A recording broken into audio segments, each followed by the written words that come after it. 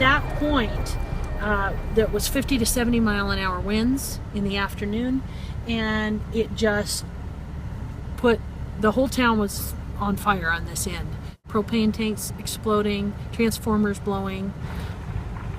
I never had houses go up. We were just losing house after house after house, and we couldn't do anything. There was no way to stop it. 36 homes right here in town. Lost 52 out at the golf course, lost 10 at Star Road, and then lost another 50 homes up the valley.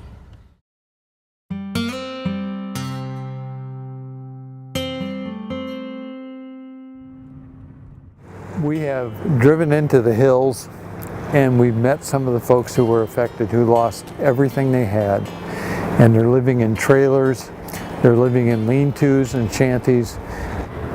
Many of them were single women with children, living alone, of course, who have lost everything. They're desperate for help.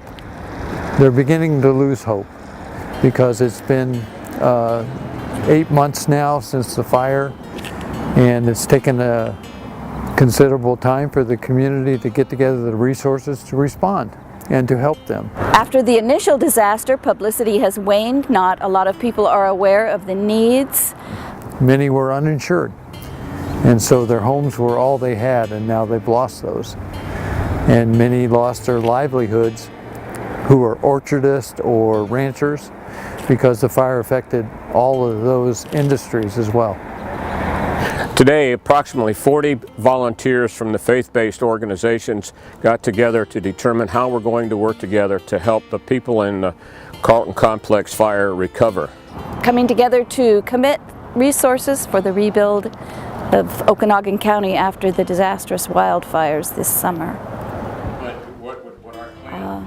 We have several grants in process, and several emergency grants have been received to alleviate immediate needs, and grants are pending for building materials for rebuild of homes. The best estimate we have that it'll take a minimum of 2 years. However, we're forecasting we're going to build 10 houses this summer, so if you stretch that out, we have about 45 homes to build. That says 4 years. Well, Okanogan County is the area, and Okanogan County is the size of the state of Connecticut. The closest large city is a minimum of 40 miles away. The larger populations are up to 3 hours away.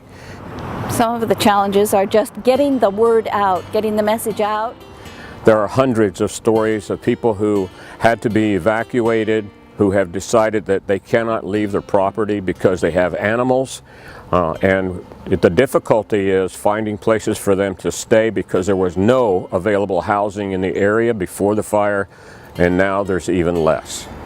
The challenges here are that this was not a federally declared disaster, so as a result, there's very little federal money for personal recovery.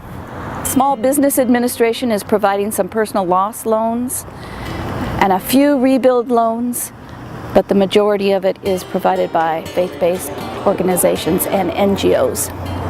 For persons who were affected, who are survivors of the fires, there's very little money.